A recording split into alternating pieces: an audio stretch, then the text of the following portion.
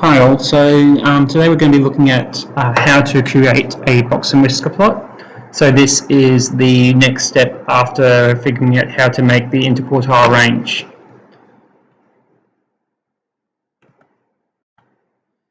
So before we get started, just check in. So you can either do this via email, on the discussion board. I would prefer that you interact on the discussion board on eLearn. Yeah, I would recommend you check in at least once a week in there. So before we get started, I want to have a go at finding the mean, the median, the mode, and the range of this data set here. So make sure you write it in order. Write this data in order from lowest to highest to start with, and then work out the median, the range, the mode, and the mean. And just write that in your notes. So with a box plot, box plots are really related to interquartile ranges because they explicitly show the Q2, Q1, and Q3. So Q2 being the median is this point here. Then we have the Q1, Q3, and the box of a box and whisker plot is the interquartile range.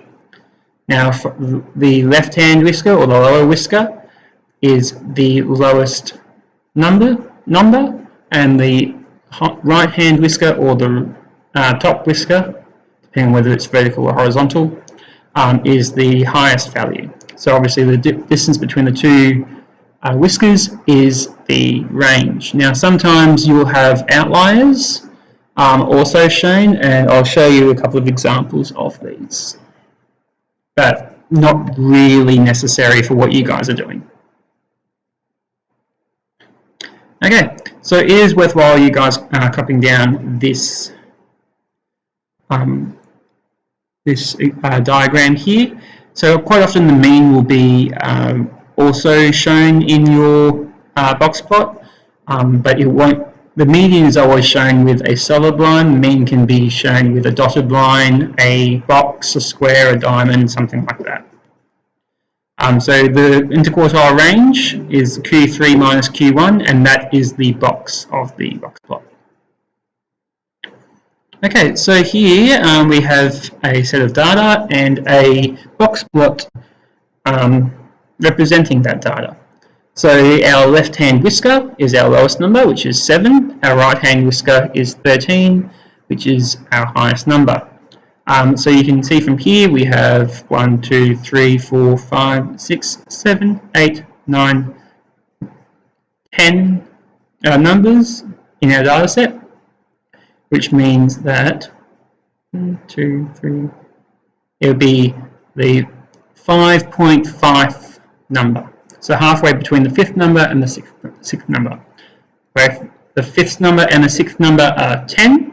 So therefore the median, or Q2, is 10. Then we have 1, 2, 3, 4, 5. 1, 2, 3, 4, 5. 1, 2, 3, 4, 5. Well, here it says that Q1 is 8, but looking at this here, 1, 2, 3, 4, 5, Q1 really should be 9 because 9 is the middle number of this half of the data. So that's a mistake there. Q1, which is the bottom bit of, or the left-hand bit of the box, should actually be 9. We go 10, 11, 11, 12, 13. 10, 11, 11, 12, 13. So again, the box should be 11. Mistake there. Okay, so box plots are, like, they do serve a little bit of a use in single data sets, but their advantage is being able to compare samples. Okay, so here we have an example of different samples. It doesn't show us what, but we are able to look at how the variation of the data changes, how the trend of the data changes between different samples, without really losing sight of what the data itself looks like. So if you were to just take the average of each of these 6, you just have numbers here, somewhere around there. And sure, that might tell you something, but you would lose any idea of the variation of this data. And sometimes the variation of the data tells as much a story as the averages.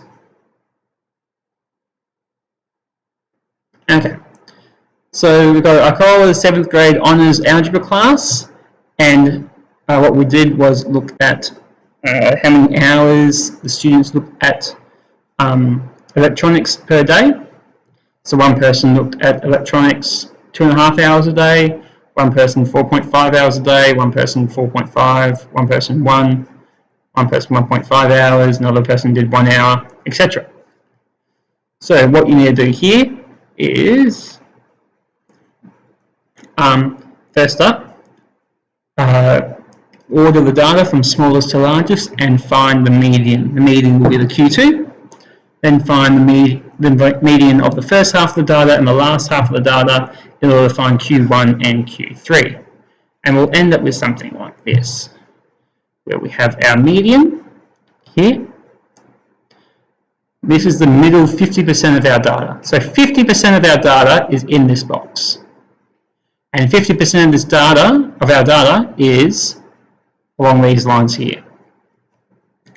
So instead of just going, oh, okay, so the median is this and the range is this, by looking at the interquartile range as well and showing it as a box and whisker plot, we can actually show that yes, the majority of people were actually not using that much electronics. There were a small number of people who were using a lot. Okay, so and this kind of story that the data can tell is really well displayed with a box plot.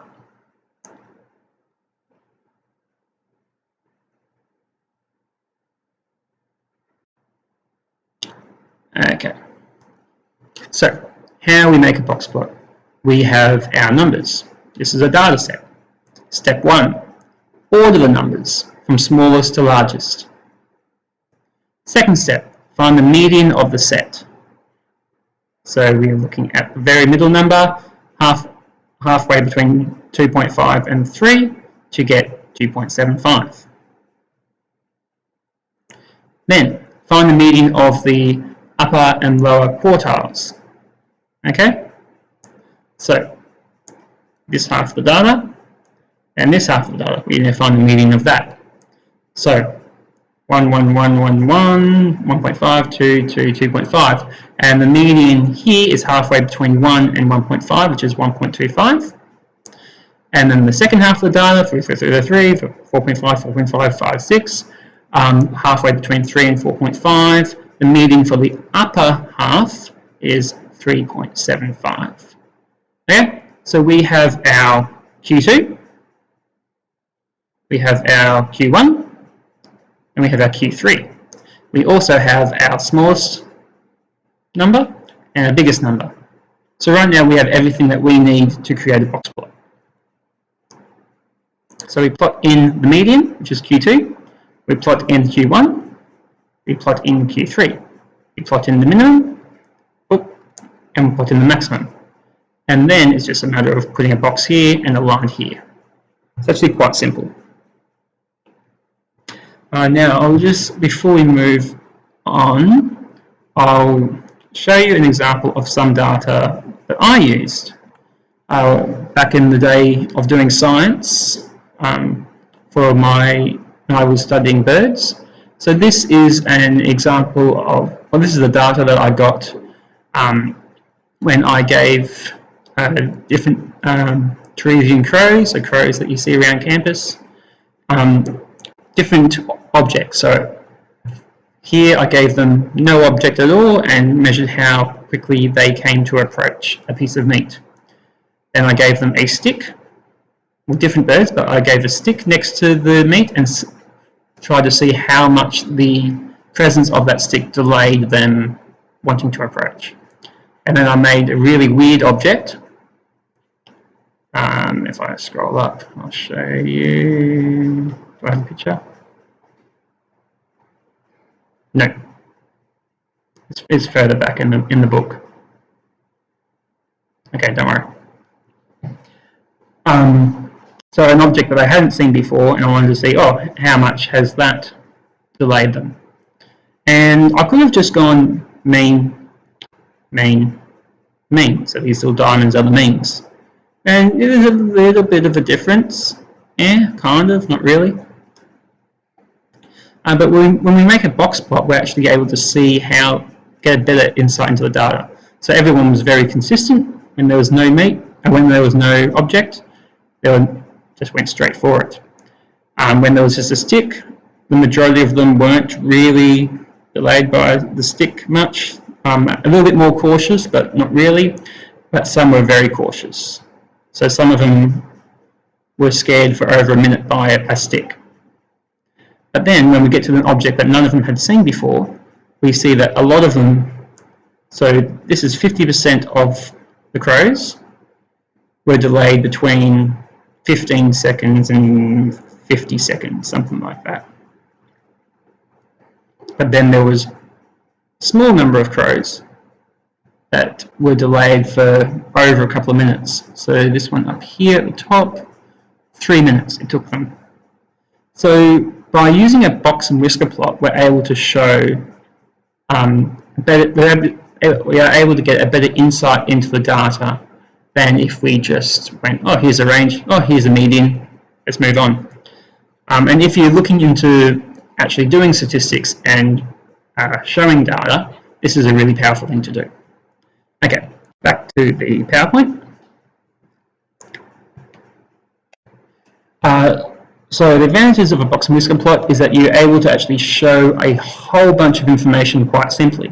So you can show the median, the range, the Q1, Q3, maximum and minimum, and you're also able to sometimes show outliers if you choose to do so. There's some disadvantages in that with some of the more subtle changes, you don't really get that, but this is more of a visual thing.